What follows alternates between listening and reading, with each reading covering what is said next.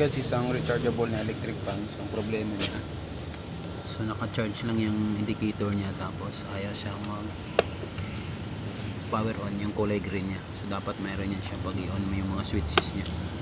So yun yung re-repairin natin ngayon guys. Panoorin lang yung full video.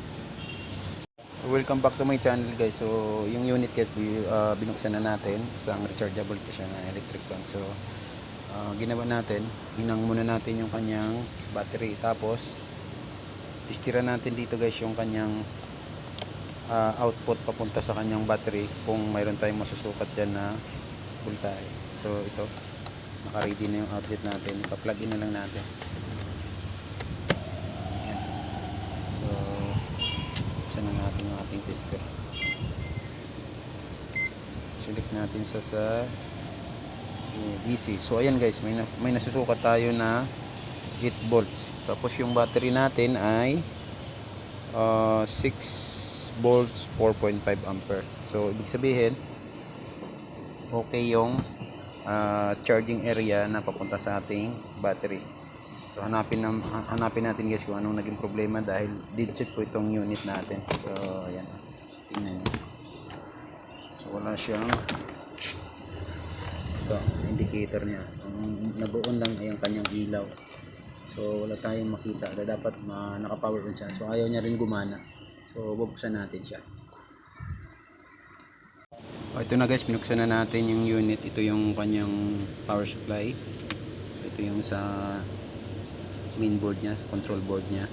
So ang gagawin natin guys, yung first step. So wag muna tayong mag-proceed sa troubleshooting. So bago tayo mag-isolate ng mga pyesa, bago tayo mag-testing lahat, try muna natin siyang hinangin, kasi parang cold solder na napupunan.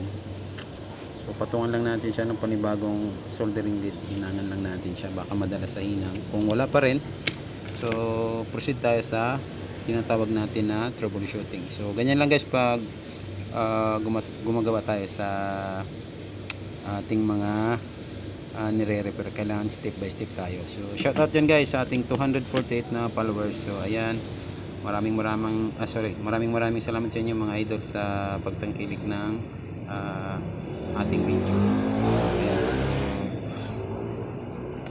Sundan nyo lang ito guys, baka makatulong sa inyo, dahil alam ko maraming gumagamit nito sa ating mga pamamahis, lalo na sa ngayon. Maraming ganito na style, no? Rechargeable na electric fan. So pwede siya sa outlet, isaksak natin siya sa ating 220. Tapos pwede rin siya sa ating pag walang power, pwede natin siyang gamitin yung backup battery niya, dahil may backup battery siya. So napakaganda nito guys. Yun nga lang, ang mabilis na ang madalas na sira nito ay ganito talaga setup niya. So madalas yan nawawala ng power cell, dahil ilang beses na ako naka-encounter nito guys ng ganitong mga rechargeable na mga electric fan. So madalas ganyan ang problema niya.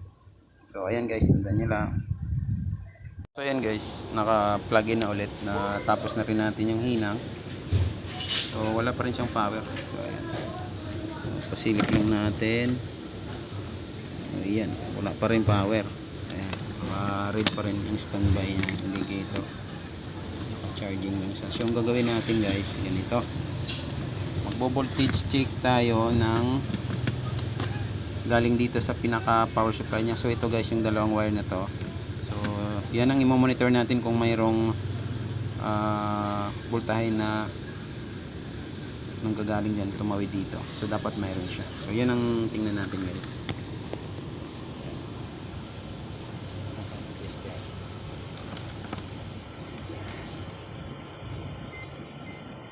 Set natin sa DC.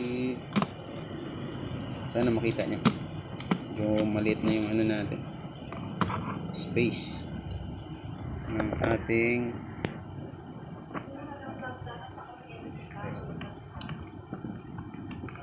ayan. So ayan.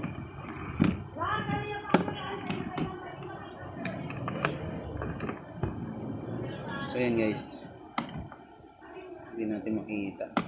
Sige, ayan, pwede na siguro yan. Angat lang natin konti yung camera. So ayan guys, so tingnan natin dito Okay, kailangan meron tayong magsusukat dito guys na voltahe, mga around 8 volts. So ayan guys, oh, may 7.4 ba? Mababa siya.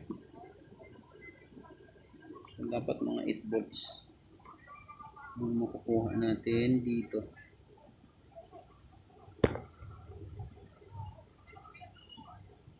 Seven 7.9, so dapat tatakbo dito yan 7.9.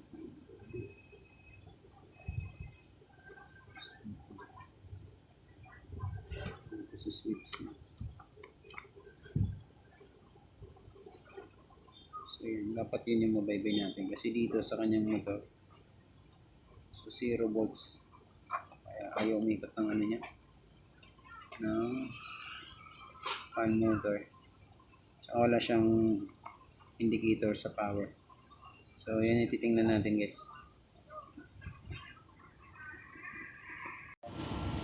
So ayan na guys, nahinang na natin, tapos nalinisan na rin natin pati yung switches nya. So pati dito ganun din. So normal naman yung kanyang voltahe. So ngayon titisting natin siya. So sana gumana siya. Okay. So ito, plug in natin siya dito sa ating outlet. So, gumana na guys. Yan na. Ay, gumana na. So, yun ang naging problema. So, nadala sa hinang. Tapos, nadala sa linis. So, yan lang guys. So, sa mga gamit natin sa bahay. So, kaya nyo rin itong gawin. Kung mayroon lang kayong gamit. Una-una talaga, tester, tsaka panghinang, soldering lead. Yun yung pinaka-importante guys. Para magawa nyo yung katulad nito. So ayan siya guys, oh. Kulang na lang sa linis yan dahil napakadumi. So linisan na lang natin yan siya. So ayan lang guys, kung nagustuhan nyo yung video nito, paki-like, comment, and share naman po. Tsaka don't forget to hit the subscribe button tsaka notification bell para updated kayo sa aking latest na mga video. So maraming salamat sa mga idol sa ating mga subscriber dyan, 260 in counting. Thank you guys.